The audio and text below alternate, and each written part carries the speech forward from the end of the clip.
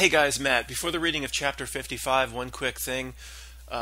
Flip by some news programs and I see that the election 2020 crap is heating up. And I fell for it many times. You fell for it over the years. We all woke up to this at different times. But can you believe this country is going to go through this again?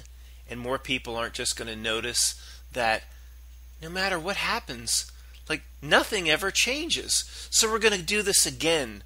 Trump's the nominee on the Republican side, so all the Democrats will scurry around like cockroaches, and they'll have all these debates, and the debates will go from Fox, and they'll go over to MSNBC, and then they'll go to CNN, and Anderson Cooper will ask his stupid jerk questions, and then assholes will knock on our doors and try to give us flyers to vote for certain candidates, and then we'll have constant ads on the radio and television and attack ads. And after all of this, you know what's going to be pinched out on the other side, pinched out into the toilet? This same old trajectory of government. You could just step back and go, the trajectory, that line on the X and Y axis, never changes. What did we go through all that bullshit for? It's so absurd now, it is amazing why more people can't see it. Okay guys, chapter 55. And we all know and have heard the theories from those who think that this realm is a giant recycling center where we must come back after our death. We have no choice. We've been trapped here a long, long time. We've heard it all. Now, we have to take that seriously. I have to take that seriously. I have no idea if it's true, but I have to keep it on the table. One of the reasons I must is I observe the wardens, or what I call the wardens, or the creatures on this realm, and they act like that could be the case for many of us, a majority of us, but more so for themselves. This is the key to this section. Their patience, the creatures and the cockroaches' patience, is not human in their planning.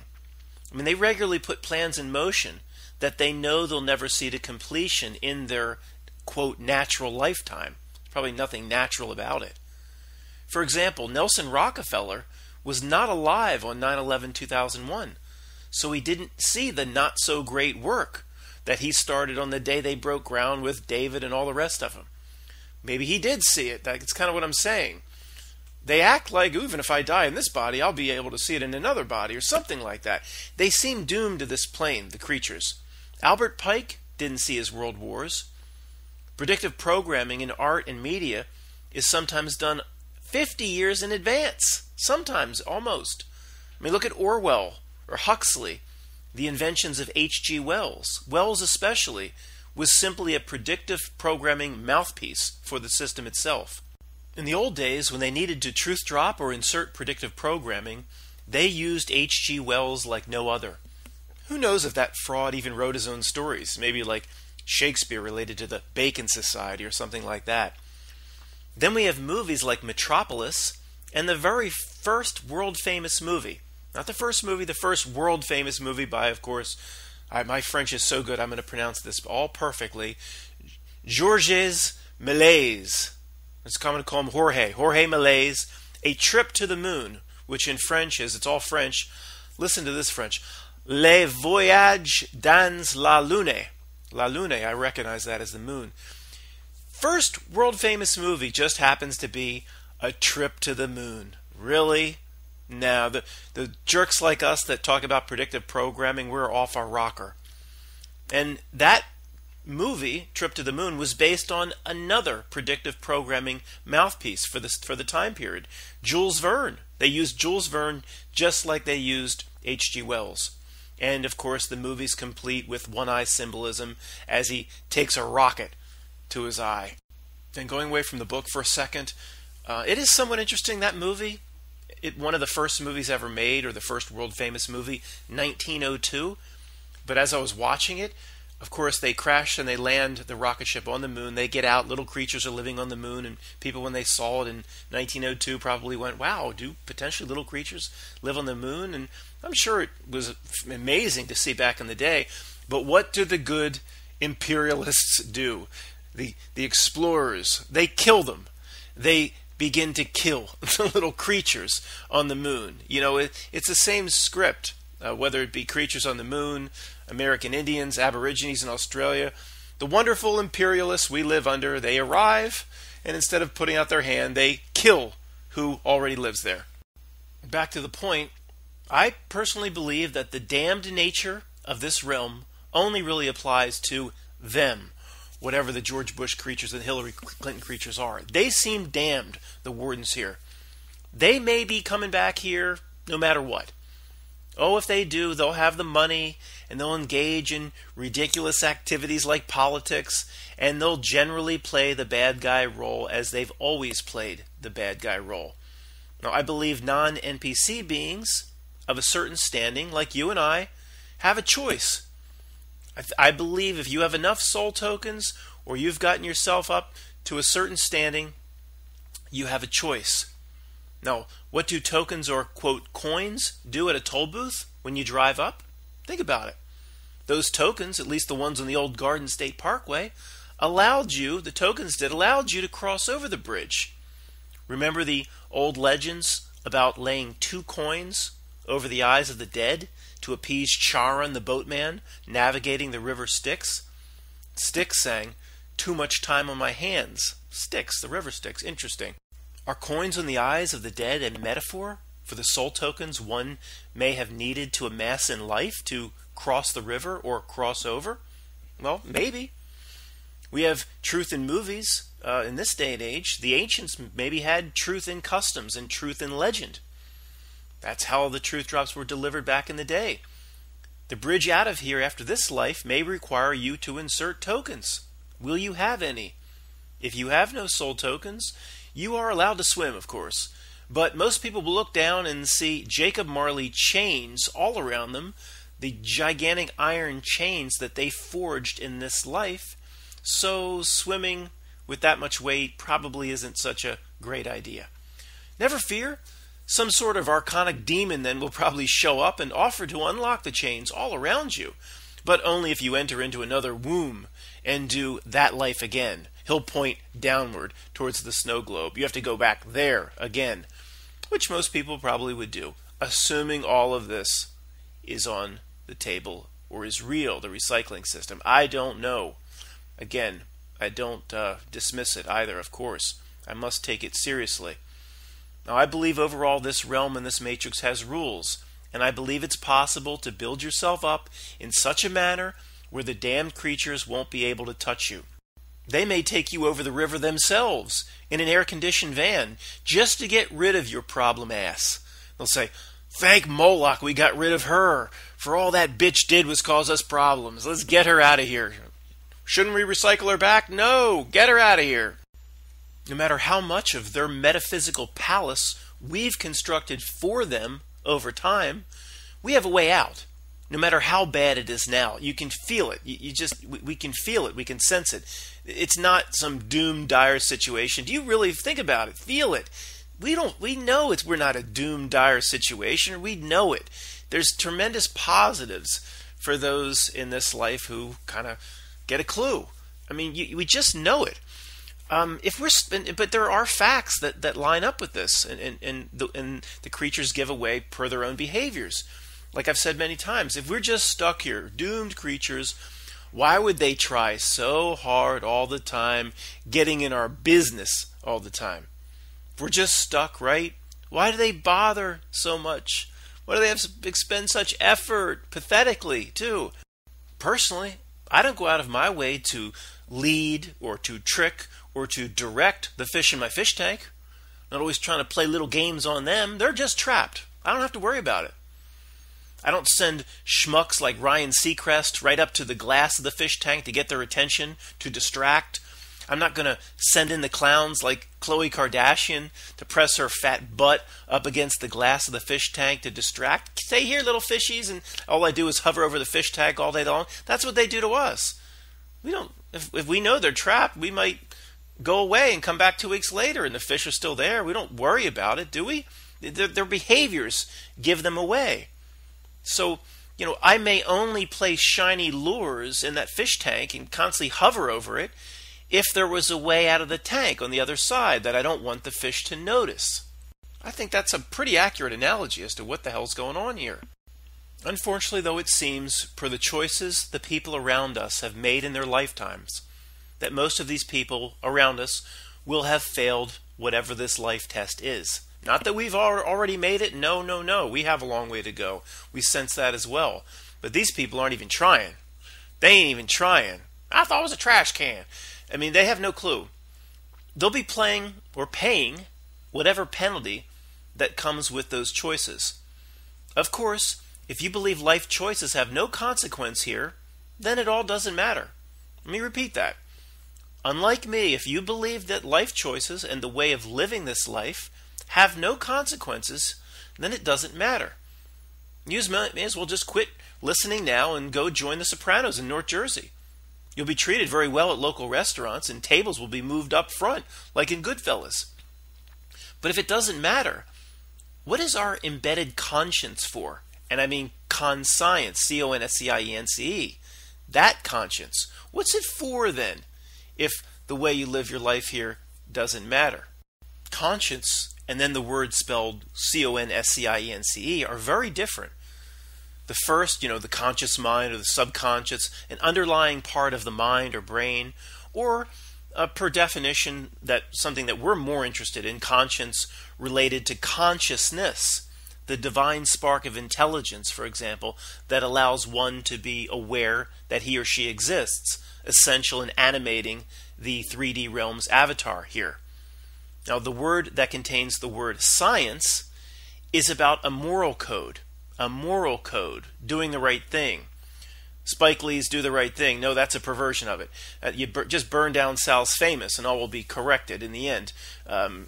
Get revenge if they take out Radio Rahim. Conscience, of course, is shaped by parents and one's upbringing. No doubt it's influenced by parents, but the raw material of conscience, the raw material, the wet clay, is instinctive. It's there at birth. One of the main goals of this realm, or the main goal, is to degrade it, to degrade your conscience, to degrade what's right and wrong, and acting accordingly. That's evidenced by people like Madeleine Albright and Robert McNamara, evidence that they just want to remove it or destroy it. Of course, that assumes they were regular people at one point, like you and I were to begin with. I say were, because that's open with the creatures of this system, and the cockroaches, it's open for debate. They might not even be the same as you and us. Whatever comes out of Barbara Bush's womb or whatever might not be genetically the same as you and us.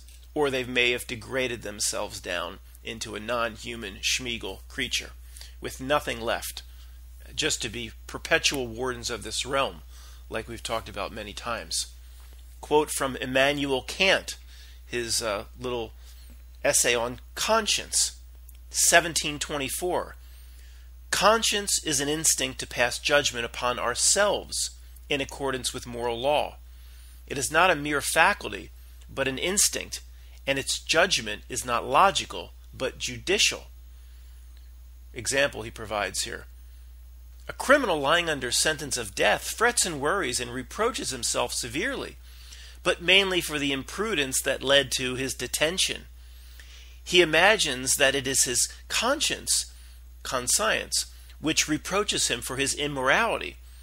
But it is not the pangs of conscience that he feels, for had he got off scot-free, or if Gil Garcetti's team would have made a mistake in handling the evidence, then he would have felt no qualms. So he's not really being guided by moral conscience. He just thinks he is.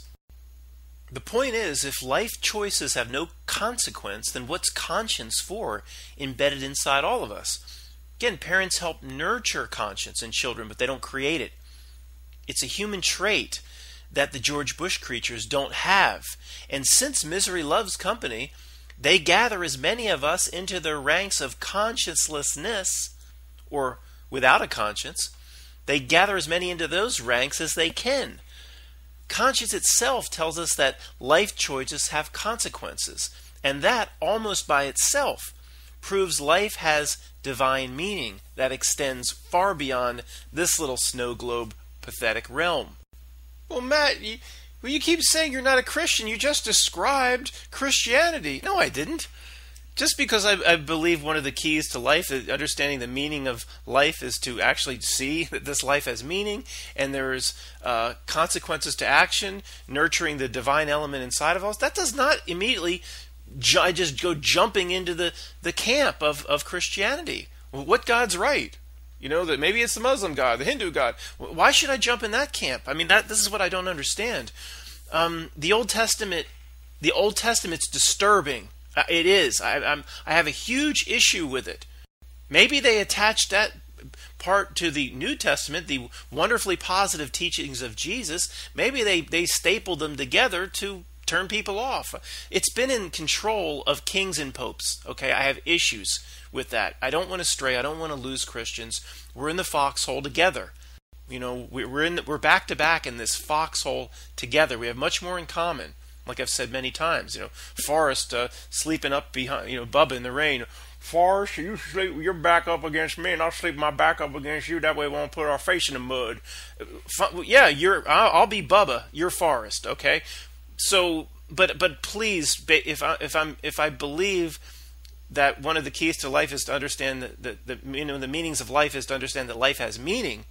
That doesn't mean that I believe the God of the Old Testament is up there with arms crossed that's going to judge me. I'm just not there. I'm sorry.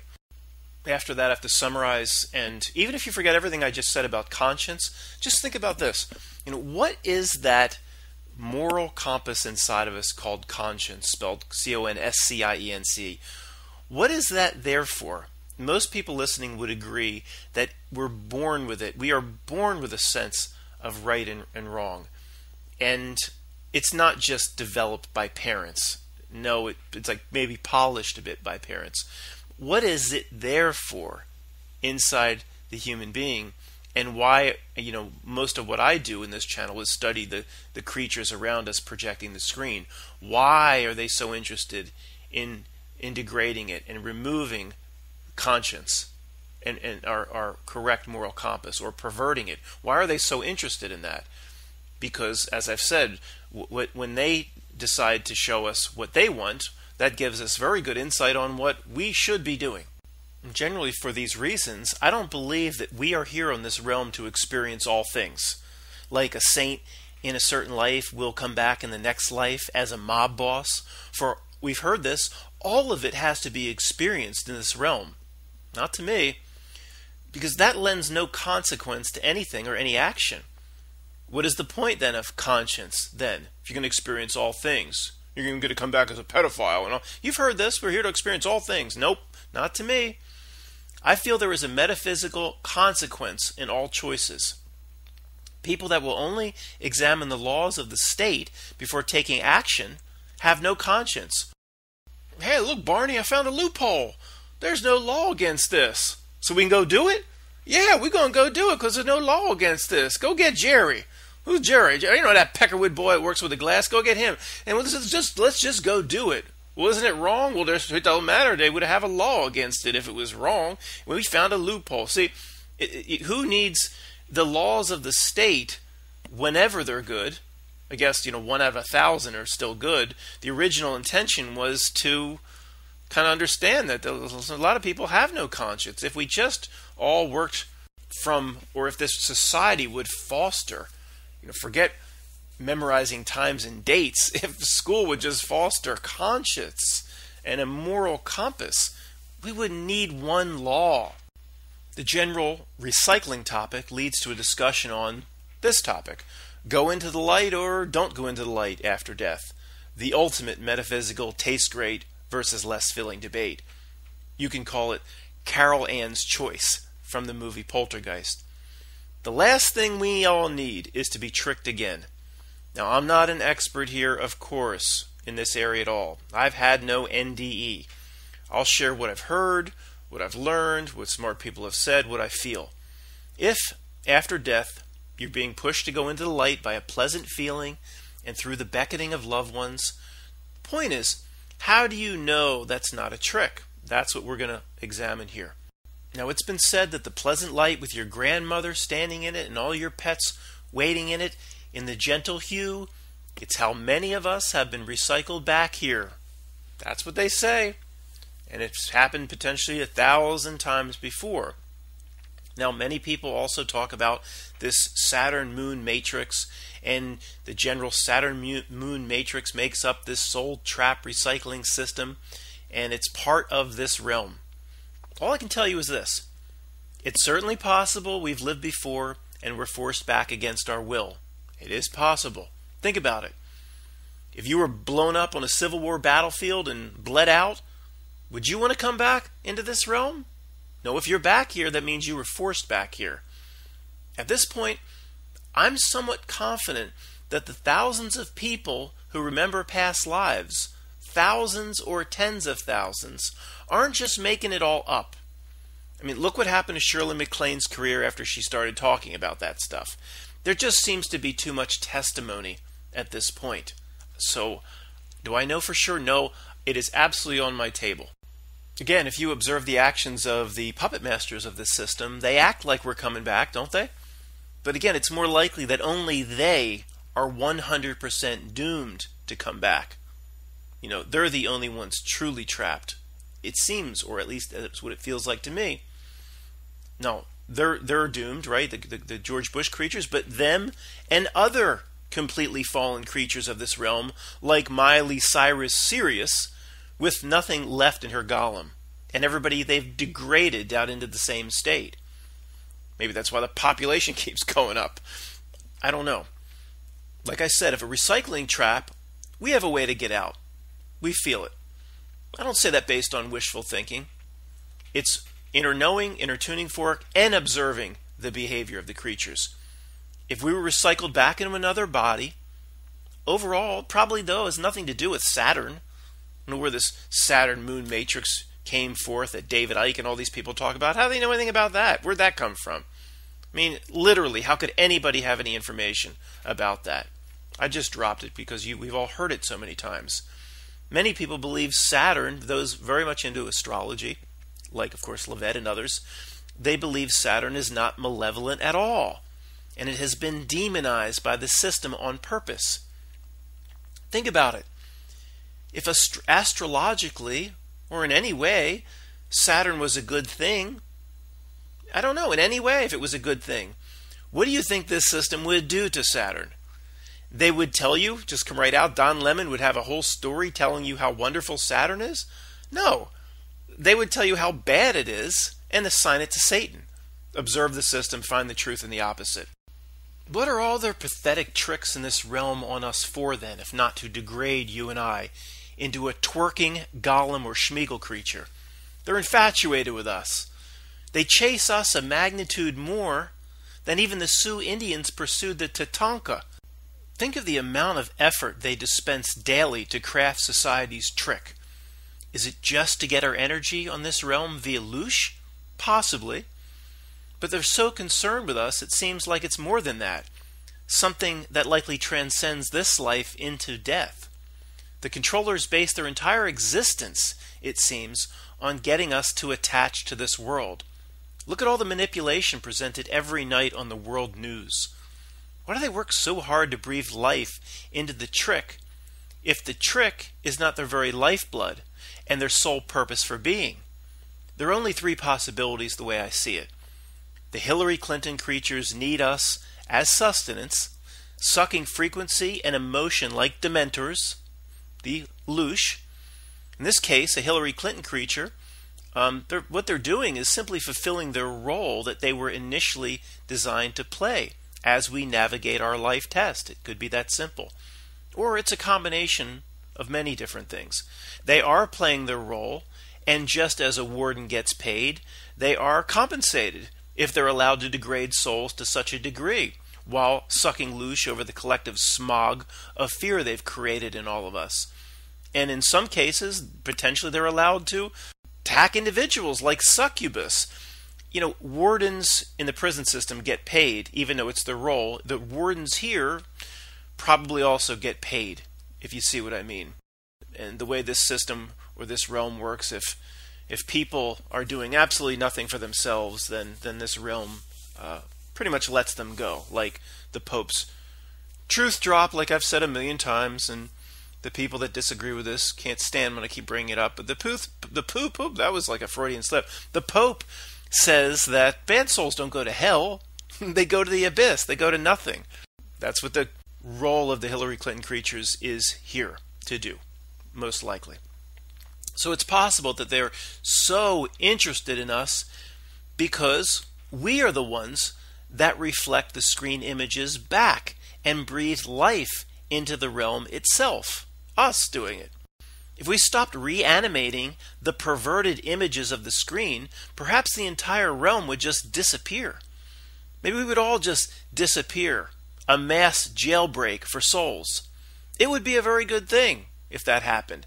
Maybe that's what happened to the civilizations that built the Great Pyramid and all the others around the world who supposedly lived among these megalith ruins. All the different civilizations in ruins covered over at the New Earth channel, for example.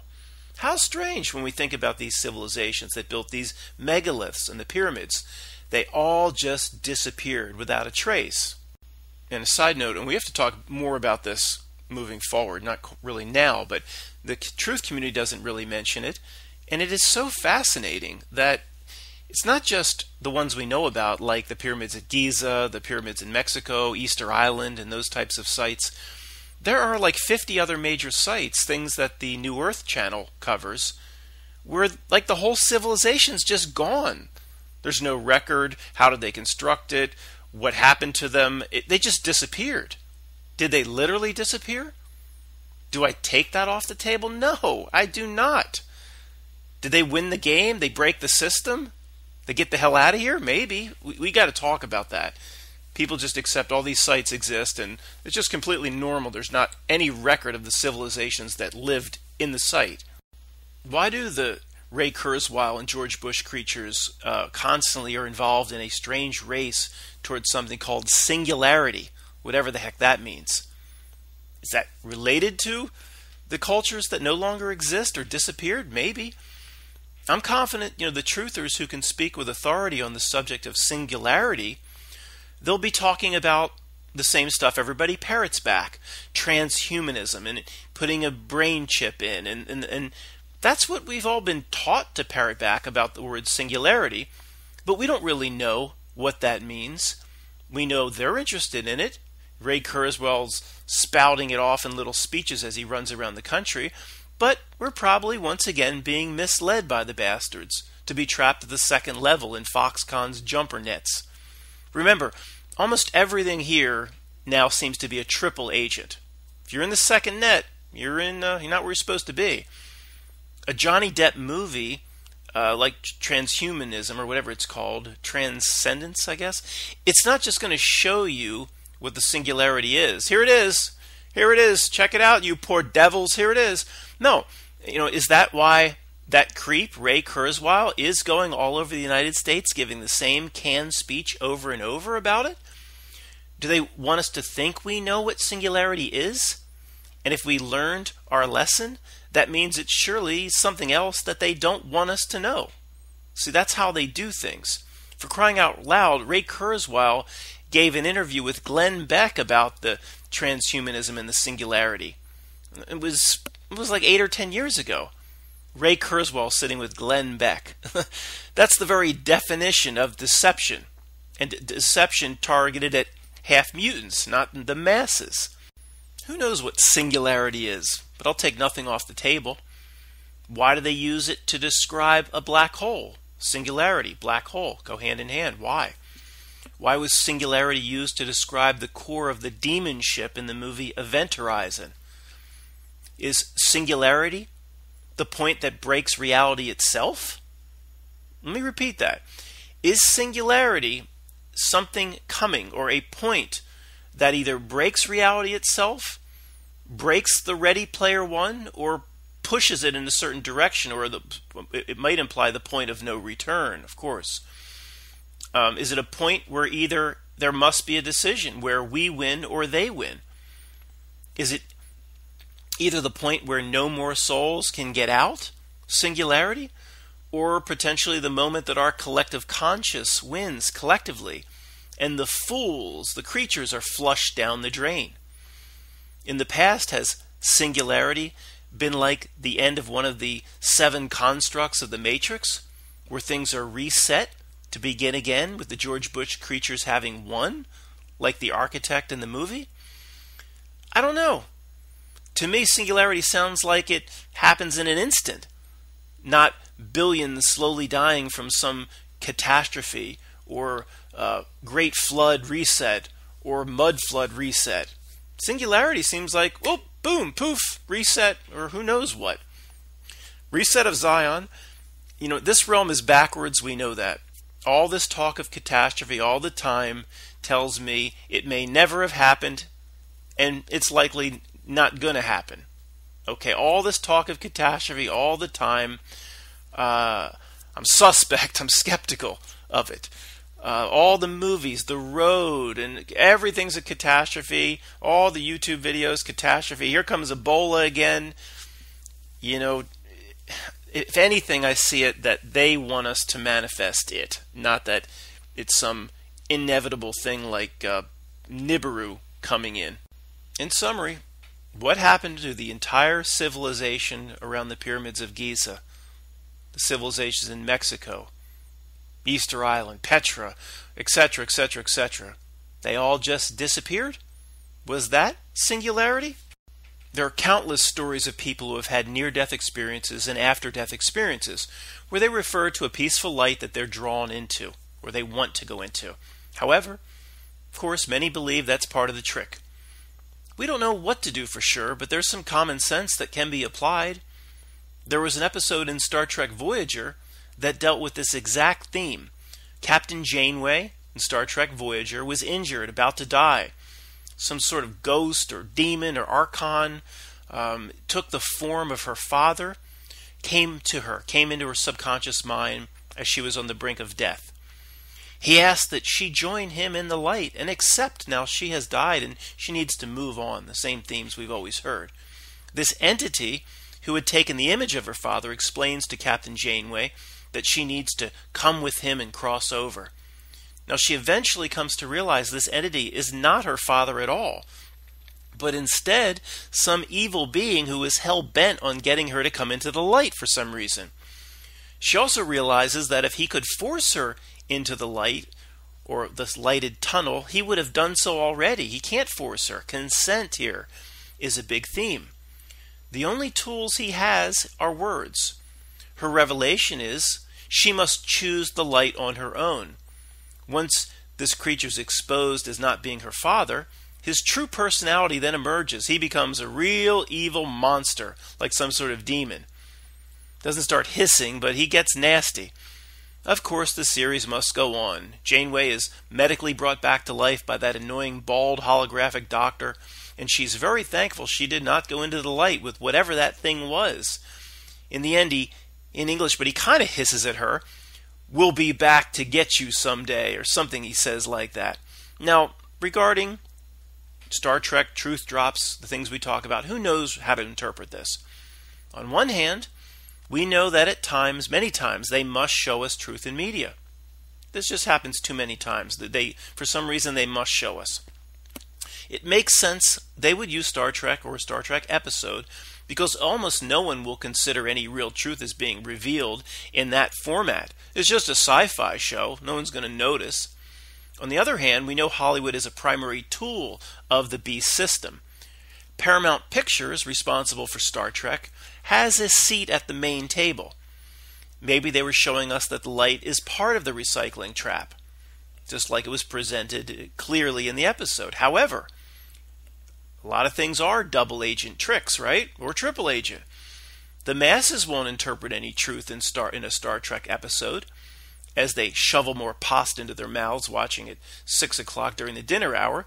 But maybe it's for us. Maybe it's for us mutants. They know we'll interpret the episode as some sort of truth drop, perhaps. And the intent is to show the mutants that an awful Archonic asshole awaits in the light.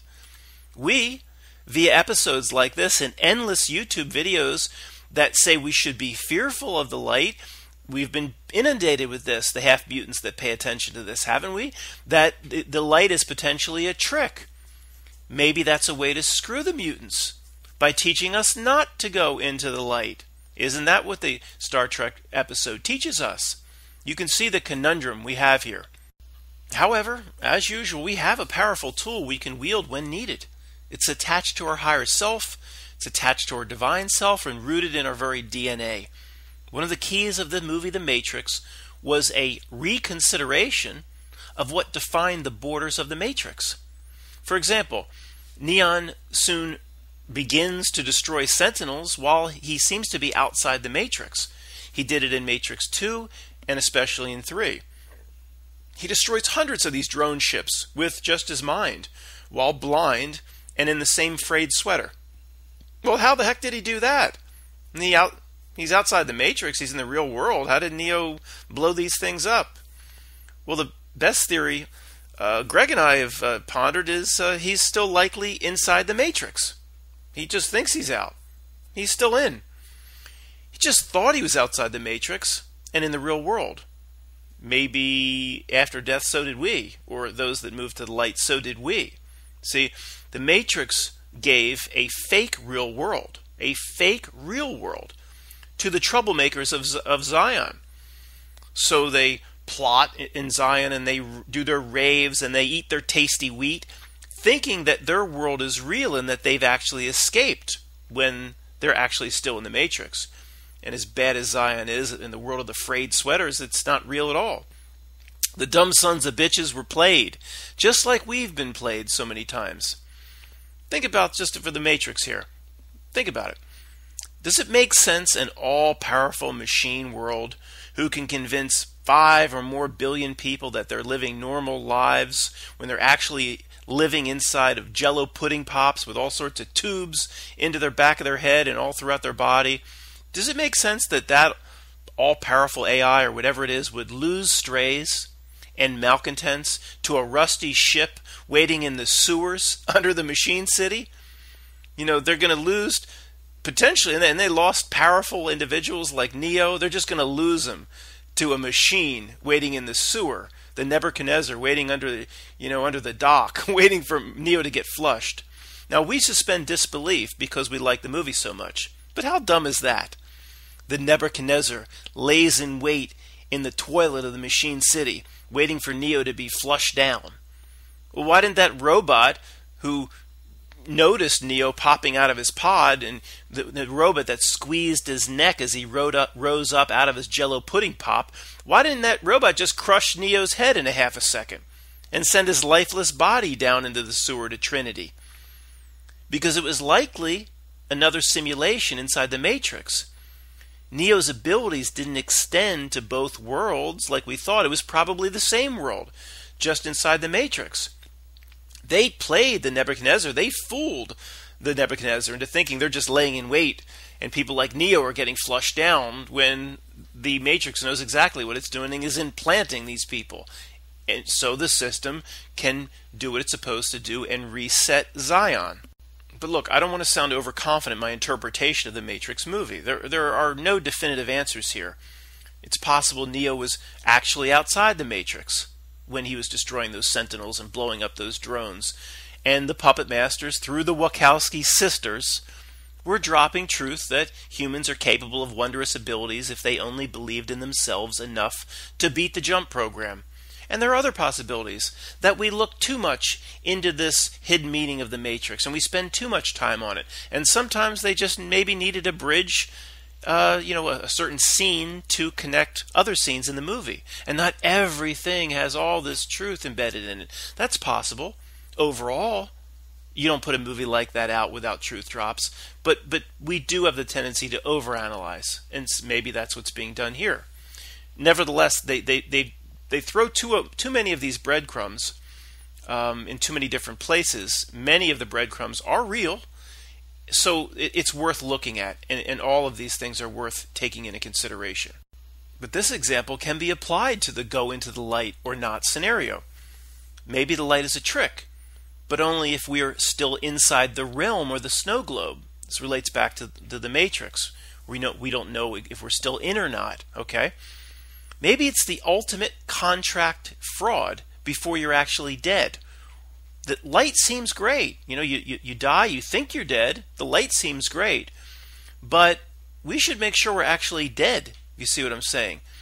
maybe they try to rush you along for that reason. Let's say the light after death is really a divine thing, a good thing. If you're a Christian, let's just say Jesus is in the light to meet you. Now, is that divine thing going to get angry if you need a bit of time to decide what to do? What if you call into the light? "Oh, I'd like to come in there. I really would. It feels great. But you see, good sir, I've been told this light may be a trick. You see, I've been screwed over my entire life by that beast system down there in that snow globe." You point to it. "I need a bit of time, good sir, to decide if this is real or it's just another extension of that matrix down there." You point again at it. Now, would a loving God, Jesus, your real ex-pets, the souls of your pets, family members in the light, would they all curse you out and say, "Fuck you, asshole. We ain't got all day here. I got to get back. We ain't got all day. You got to decide now. Michael Jackson's playing for Jesus later. Let's go. You had your fucking chance to get in our light. Even though this is supposedly eternity, we ain't waiting another minute on your broke dead ass." Now, does that make any sense that you'd be rushed? You're out of your body. After death, quote unquote, seems to be or should be a timeless state, one would think. Time is a construct of this 3D realm. If you needed the equivalent of 1,000 years to decide what to do with the light, why wouldn't the good light still be there for you when you're ready? Do you think the light would get impatient and pull away like a train already late for Penn Station? Is the light like the bus that picked up Harry Potter in the opening scene of The Prisoner of Azkaban, rushing around from soul to soul with a crazy driver and a shrunken head? One would think if the pressure of a multi-level marketer is applied by the light to you, asking you or pushing you to get into it, then the light might not be such a good thing for your eternal spirit. Is the light making you feel like Mini-Me being screamed at by Fat Bastard? "Get in my belly!" The belly of the beast? Is the voice in the light a Tony Robbins type used car salesman? Well, I don't know about you, but I plan on asking a few questions myself before agreeing to anything. Again, the light I don't think should be pushy. If it's impatient, I ain't going in. Perhaps then the Star Trek episode was correct. If the light and whatever's in it is a particularly nasty creature or creatures are in the light, sooner or later their real nature will eventually show up one way or another. Why not ask the loved ones in the light how they would go about nursing a baby cardinal with a broken wing back to health? How would you do that? If the thing in the light replies in a strange satanic voice, "I'd bite its head off," then that would be something you could use in understanding if that's really your grandmother standing in that light or not. So you could try to elicit things out of what's ever in the light. You know, if it's Jesus, he'll understand. He knows the shit you just went through down there, doesn't he? I think he'll understand. One of the main points here is almost no one, and I mean no one, prepares for this shit before their death. Almost no one will ponder these things at any time during their lives.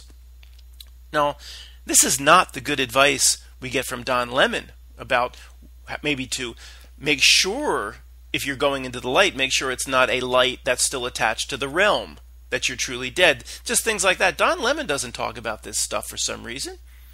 You know, one day, people step off the curb and boom, the bus hits them and they're dead.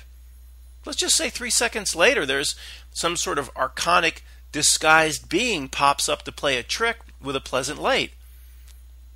How many people are prepared to consider the types of things we just talked about? It would be like trying to pass a math test without ever opening the book. At the minimum, ask, is that light there part of that George Bush realm? Or am I now completely dead? And am I now outside the confines of that snow globe? Again, you point to it. And am I out of the reach of the Nancy Pelosi creatures and Hillarys flying around Azkaban in black capes? Ask what's ever in the light. Why not? Say to the entity in the light, you can't lie unless you want to eat a karma shit sandwich for the next trillion years, so don't lie to me. Is this light still part of that construct? Or am I 100% outside of that matrix? Don't lie to me. I'll know. Don't lie to me.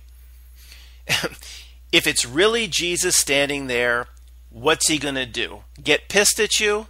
You see what I mean?